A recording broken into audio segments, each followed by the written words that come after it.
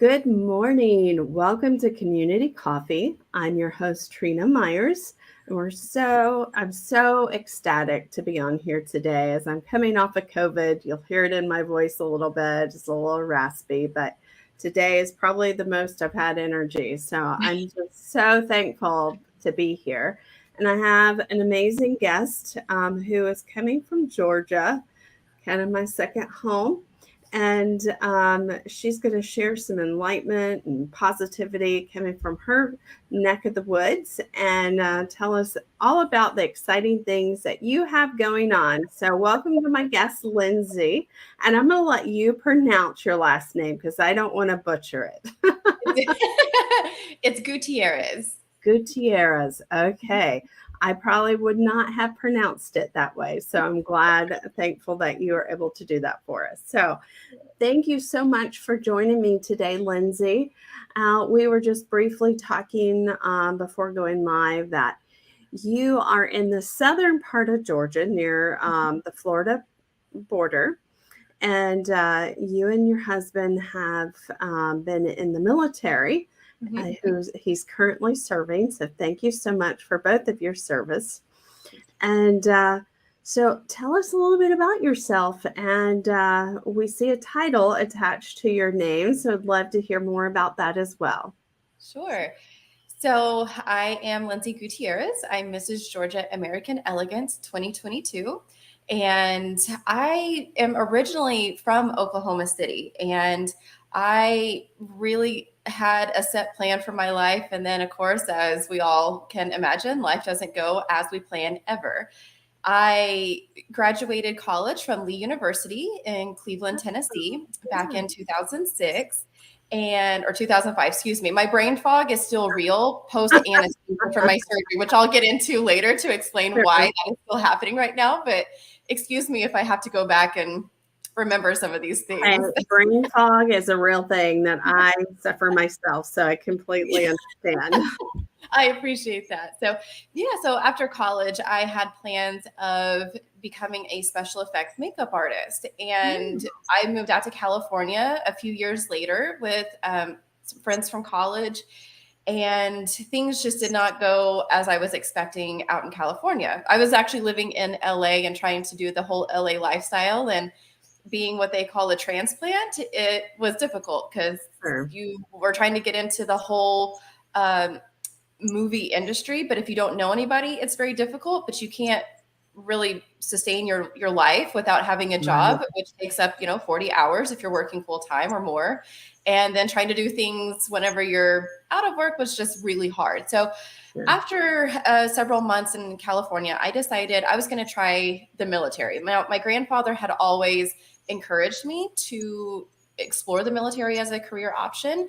Never thought about it until I was probably about 26, 27 years old. And I enlisted in the Air Force in 2010, was stationed overseas in England for most of my enlistment, deployed, went TDY on a few occasions, and then met my husband, Anthony. And then I decided I was going to separate just because that lifestyle was difficult for us to maintain with my career as security forces and his career as a maintainer. And so it was just one of those things I felt kind of like that female stereotype of having to choose family over career or career over family. And so I decided my family was most important, and it allowed me the opportunity to explore what I wanted to after I got out, which was getting into social work. So I went back to school for my master's in social work, which I completed in 2020 through Arizona State. And now I'm working as a congressional caseworker for constituents in our district down here in Georgia. And so in addition to just that professional side, I enjoy mudding, reading podcasts, true crime. I think every woman enjoys true crime. I haven't met one that doesn't yet. And then, of course, my latest endeavor is my platform, which is being a living kidney donor. And that's where my brain fog comes in, because I had surgery on May 25th and was a part of the first living chain donation in the Department of VA history. So that's really cool. It's opening up new doors for other veterans. What does that mean, living chain? So a living chain means there's more than two people involved in the organ donation process. And so I was able, because of my blood type being O positive, I was able to do a swap with another veteran and his wife. I could have given to either recipient, but there were 4 of us total who were involved in this chain donation. And so I was paired with another veteran, but he wasn't the one that received my kidney. I did the swap with a gentleman named Reggie. His wife was able to donate to another veteran named Kevin, because Kevin and Wendy were the same blood type. And of course, me being O positive, I could donate to anyone, and I was able to donate to Reggie. And that's how our chain swap occurred. And we were the first ever in VA history to make that happen. And now it's a really cool precedent to set, knowing that there's going to be potential opportunities for other chain donations to occur within the VA for other veterans. Wow, that's fascinating. I've, being brought up in the military, know that there's a lot more advancement that occurs in the militaries. Yeah. But you also, my dad is a veteran and goes to the VA hospital. And, there's some negative sides that go along with attending a VA hospital that you hear. So it's really nice to hear these positive things that have occurred, and obviously a success. Yes, it was a great success. My kidney immediately took to Reggie, and Wendy's immediately took to Kevin. And so we could not have asked for a more successful donation. None of us knew that this was going to happen until just a few weeks prior to our surgeries. So it was very hush hush, and we just didn't really know what was going to happen from it. But I am happy to report that all of us are healthy. Me and Wendy have less energy now, which is why I was able to muster up getting into the shower and putting on mascara for today, because our energy levels are severely depleted and will be for a few months. So we won't get back to normal routine life really until about 2 to 3 months from now, if all goes well. And so it's different for everybody, but it's just nice to know that our kidneys were able to immediately be received and accepted by the recipients' bodies. And it's amazing to see. We were able to meet about a week after our surgeries. So all of us were able to get together and finally put names to faces, and just to see their reactions and their appreciation for something that I just felt called to do was an amazing feeling. There's nothing like it, knowing that you saved lives, and I felt called to do. So what was that calling? What got you pulled towards that direction to do this? Well, it actually started with American Elegance. So I competed in the pageant last October, and one of the delegates there, her and I actually ended up going to high school together, and we reconnected at this pageant. So, years later, we were able to really get to know each other more, because we didn't hang out in high school. But her and I became good friends, and she was telling me about a friend of hers who needed a liver transplant. And there was something in me. I didn't even think about it. I just said, hey, if he needs anything, let me know. I'm happy to donate a part of my liver. And I was happy to report that he received the care that he needed. However, that inspired me later, a few months later, unknowingly, to reach out whenever I saw an ad in the military newspaper, Defense Times. I saw an ad for Dove. It's the organization that I went through, the nonprofit for veterans and civilian and veteran donors as well. I reached out to Sharon. She's the CEO of Dove. And I told her, what do I need to do to get started? Let me get some information. So we did an intake, and then the rest is history. That occurred back in January of this year. In March, I went for my full workup. And I mean, when I say full workup, it was a full-on workup with a whole panel done to make sure that I was a viable candidate for donation. And then about a week later, maybe it was about two weeks later, close to 2 weeks, I think, because that whole week I was waiting for the results from my medical team.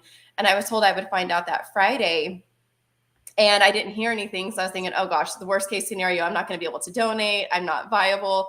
Well, it turns out I needed to give a little bit more blood just to make sure that I was okay for some more blood tests, and everything turned out great. So about the week after that, I found out I was accepted as a candidate for donation.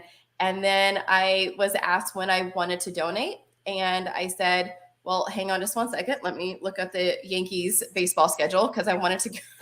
So I knew it was going to be taking place in New York and I wanted to go to a Yankees game. So plus it was on Memorial Day or around Memorial Day weekend is when the first available procedure could be scheduled. And so it was just great because I really wanted to go down to the 9/11 memorial and pay respects there, also see the Yankees game. So it was great. It all worked out perfectly. And so priorities. yeah, right. In addition to donating my kidney, I also want to see the Yankees play and go down to the 9/11 memorial. And God worked it out. That's the way that it worked out for us. And I had my surgery on May 25th, and Reggie had his I think it was the same day, and then Kevin and Wendy had theirs the day before. So it was just cool to know that that's how everything worked out perfectly. There was no kink in anything whatsoever. It was flawless. Yeah, that's great. Now, does somebody need to be either active duty or veteran, or how can they be involved in this program? If do they have to have some kind of military connection? So to be a donor, you do not have to have any kind of military connection whatsoever. If you choose to go through Dove, there's plenty of really great nonprofits and organizations out there where people can sign up to be a living donor. And in fact, living donors are preferred over deceased donors because kidneys are already healthy and working and usually immediately work for the recipient, and they last longer too. So even better for the recipient. And as a donor, my life really no impact whatsoever. I will be able to live a very healthy, normal life. If I ever need a kidney in the future, I will go straight to the top of the recipient list because I willingly gave up a healthy kidney. But yeah, just in order to donate, as long as you just reach out, that's really what it takes, is just knowing that you want to get some information, or maybe you have a calling as well, or somebody in your family. Now, to be a recipient, if you go through Dove, you are a veteran. And so for any veteran that would like to sign up, or if you have a family member that's a veteran, or if you just want to talk to Sharon and see if maybe their criteria is going to be opening up in the future. There's so many different changes that are always occurring with organ donation. So the best thing is to reach out to Sharon. I really encourage Dove, just because as a veteran myself and donating to a veteran, it really spoke to me to want to go through Dove.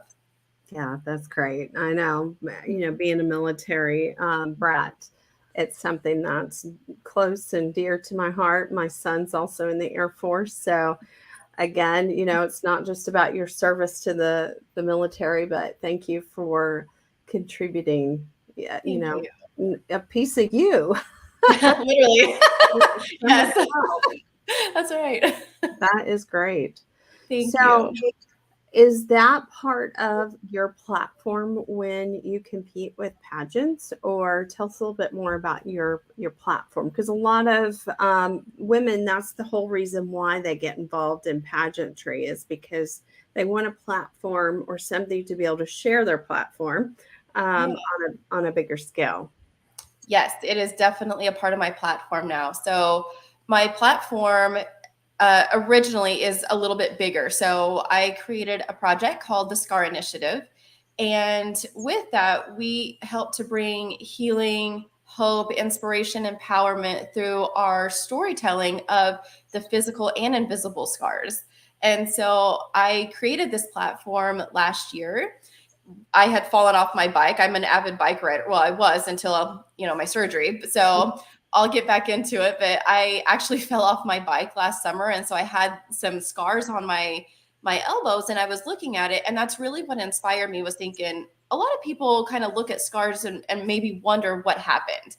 So why not talk about those scars? And that really snowballed into the SCAR Initiative, and thinking that we have invisible scars that we don't talk about as well is important. So it gives an opportunity for people to share those stories with the SCAR Initiative. And so now I have my own, I had other scars as well, but this is a really important scar story for me because I truly have 5 physical scars from my surgery. as well as the internal scars from just the military lifestyle and things I experienced and how that inspired me to want to give. And so now I've combined my personal experience of living organ donation with the SCAR initiative. And so I am definitely advocating and educating, bringing awareness as much as possible to living organ donation and bringing attention to Dove and what it can do for our veterans. Wow, that's amazing. Now you talk about these invisible scars. I think everybody has them, Yeah. but what is, because you can't see them, like Mhm. you said, the elbow scar, yeah, you can see it, and people, what happened?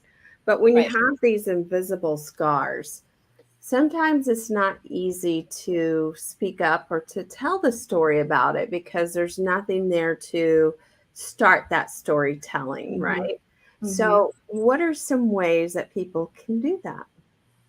I think it's important to find a good support person. Just start with a person, somebody that you really trust and that you feel matters to you in different ways. So for example, my husband matters to me as somebody who I can rely on to talk about with anything. Maybe somebody has that work support. So whatever that network is, start there. And if you don't have somebody, you can always reach out to me. I'm a very open person, and I'm a social worker as well. So it's in me to want to help. How can I help you? And it's important that people, whenever they are reached out to, say, how can I support you, instead of, hey, just let me know if you need anything, because that still puts the pressure on the other person who's needing that help to reach out. And maybe it's already a delicate situation. So by saying, how can I support you, what is it that you need, what questions can I help you with, or what answers do you need,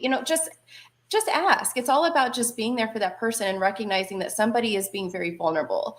And so whenever you start that conversation, just listen. You don't have to be there to fix. Nobody likes a fixer unless you specifically say, I need a problem to be fixed. How would you do this? I Yeah. think it's about listening and just receiving that information and saying, thank you for opening up to me. Thank you for being vulnerable and sharing something so personal, because ultimately we all just want to be heard and listened to. And so Right. it really starts by making that really personal connection with somebody. Right. You're absolutely right. I've been, because I've been in the invisible disease, rare disease world for many years, and have been given advice without, asking for it. But I Right. think that, what you're sharing is a great way for somebody to start learning how to hear their voice, Mhm. because sometimes people haven't realized that they have a voice to speak not only for themselves as an advocate, but for others. Yep. And you're absolutely right. Just finding somebody that you can trust and start that journey and having that conversation, maybe journaling, just Absolutely. to get it started. So then you can learn to have that voice and become an advocate and help others learn how Yeah. to become an advocate. Absolutely. Absolutely. Even just finding somebody that maybe you have something in common with, finding a good group. Maybe you like building Legos. There's a whole network of Lego enthusiasts out there. So finding just without even opening up to somebody immediately, just starting with little steps and finding somebody who maybe has something in common with you. Mhm. Because that's what it's all about. It's just building those small connections first and then growing. But I have found that once I tell somebody I'm a veteran or a social worker or now a kidney donor, we immediately have that commonality, and you find a bond with somebody whenever you have that commonality, and that allows that door to be opened much easier. Yes, I find that true. I mean, just like us talking earlier, about the military, and I was born and raised in the Air Force, and my son's in the Air Force. My brother-in-law just retired from the Air Force, and you mentioned your husband was a maintainer. My Mhm. son is a crew chief for F-16. So it is a very small world, and Yes, I think that you can always find some type of commonality with somebody, even absolutely. if it's just your heart and sharing with others. Yes, so true. So, are there any type of activities or, any type of fundraisers or anything that you have going on that the community could, come in and support you? Yes, thank you for asking because I am excited to tell the world, which we haven't done officially yet. So, but my husband and I are going to be hiking Mount Kilimanjaro next March, and we'll be Oh my summiting on gosh. World Kidney Day. And so we are in the process of getting things together to formally launch for donations to support us on our charity trek, and then of course donations through Dove. So it's kind of a twofold fundraiser sponsorship. So once I have that information published, I'm going to be putting that out on my social media sites and then have links available for people to support. So you can always support me through Instagram and Facebook, and I will post those links in the comments as well. But if you're interested right now going to Instagram or Facebook, you can follow me at Mrs. Georgia AE on Facebook. And then on Instagram, it's Linds_Gutierrez. And of course, through the SCAR initiative as well. So we're the only SCAR initiative on Facebook and Instagram. But yeah, we're excited to be able to do these outdoor adventures. We love adventuring in general, but the whole idea behind doing these types of sports is to show that you can still do anything that you put your mind to, even when you may be limited in some of your internal or external resources, such arms and legs or organs, or maybe you have a chronic illness. There are still things that you can do, and you're not limited by what you have going on in your life. It's all about that mindset of powering through and recognizing that you still have life to live. And so that's our whole goal, and of course to raise awareness for organ donation and veteran needs and resources. That's great. Now, are you going to have like an Amazon wish list of things that you might need, that people can purchase that you're going to need to go through, like wool socks or, Right. I don't know. I've never done Right. anything like that, so I have no clue Yeah, what you this is our need.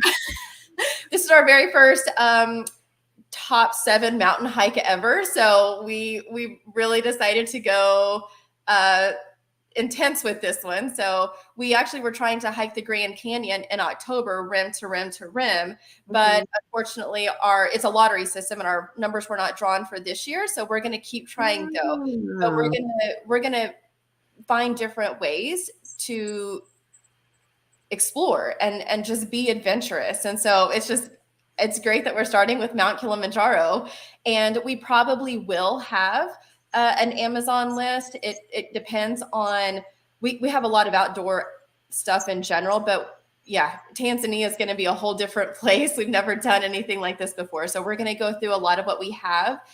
We're still in the early stages of gathering our equipment and really planning. So we will certainly have links for anything that we need on our wish list. And of course, sponsorships are going to be really, really important to help us get there because this is for charity. We are raising money, not just for Dove, but for us to be able to get there. And we want to make sure that we do it justice. So anything that people can share or provide resources or just spread the word about this is what we're doing and would love to sponsorship.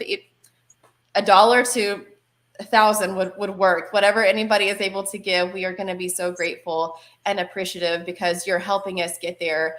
And in addition, we're going to be bringing pictures of the other donors and recipients as well to the top so they can celebrate in this great adventure with us. That's great. This hike is through a program. It's not that, are you and your husband doing that on your own, but supportive of this organization?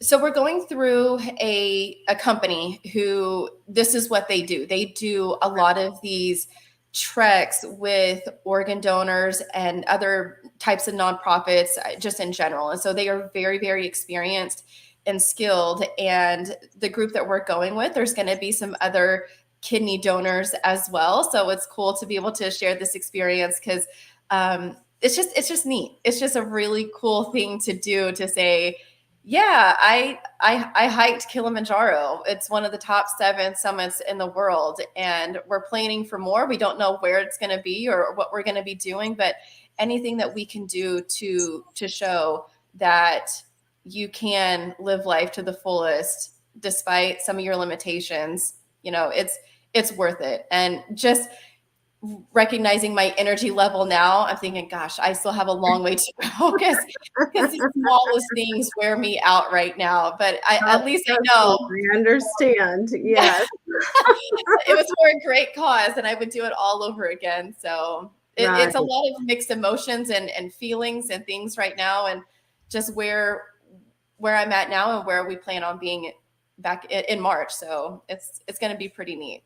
And March is going to be here before you know it. I mean, I don't know if you realize, the older I get, it seems like the faster time goes. Yes. Agreed. And, a year's gone by. So, yeah, it's going to be here before you know it. And, like you said, $1 here, $1 there, $1,000.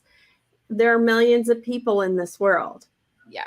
So even if we each gave $1, you're going to have, what you need raised in no time. So, yeah. And we anticipate it costing about between, depending on flights, of course, we still, that could raise or lower. So we're anticipating the total trip, charity trek, to cost between $9,000 and $11,000. And so any sponsorships that we can get, is, oh gosh, that would be a blessing. So know that you would be doing this for donating for a great cause and helping other lives, because organ donation is something that is much, much needed. And I didn't even know about until I saw it in an ad. So I can imagine there's many other people out there who are not even aware that this exists, but it could save up to 8 people's lives. Wow. That's amazing. My mother is one that, thankfully, she's out of the need for kidney transplant, but she did have some kidney disease from an illness as a child and has had to have some transfusions before. So, coming from somebody who is near and dear to me, who has lived that, kind of on the edge, of need, I understand. So I thank you for doing that for somebody who does need it. And, I'm coming from somebody who has a chronic illness. Unfortunately, what I can donate is very limited. But, as you said, there's a lot of people who are not aware and uneducated about what is the process. I've looked into it, and that's how I know I'm limited on what I can donate. But I think it's important for all, education is power. Knowledge is power. Yes. So the more that you can learn about different things, and whether it's being a donor or a recipient, because you never know what life is going to bring you, having that knowledge is everything. It is. And I didn't realize that there's over approximately on any given day, about 100,000 people on the kidney transplant list. And another fact I didn't realize either is that only about 3 out of 1,000 people who are checked as an organ donor when they die, only about 3 of those are actually viable. So you can really see the need for living organ donation. And it's just, I really encourage people to check into it. And of course, it's a decision that has to be fully your own, and it's a big choice, but it's one of the greatest gifts that you can ever give somebody. Absolutely. Well, before we wrap up here, is there any last thing that you'd like to share that we haven't talked about yet?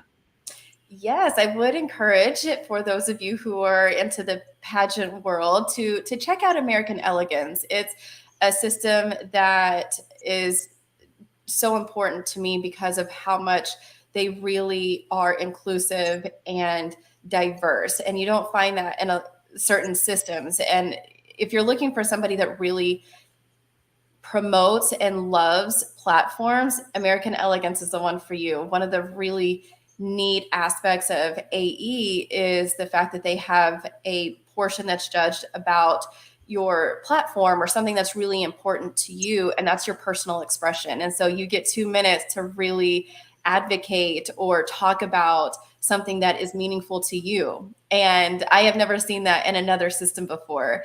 So AE is a really, really neat opportunity for women of all shapes, sizes, backgrounds, you name it. It is a place for you. You will find a home with AE. And so check it out. Yes. Well, thank you for sharing that information. Yes, you're welcome. Well, we'll wrap this up. Thank you all for tuning in and listening to my friend Lindsay and her amazing story. If you are interested in being a guest on the show, I have the application form on the top, pinned to the top of Community Coffee's Facebook page. Just go in and fill out that form. It's super easy. And I hope that you enjoyed the show. Feel free to like and share, and we will see you again soon. Thank you and have a wonderful week.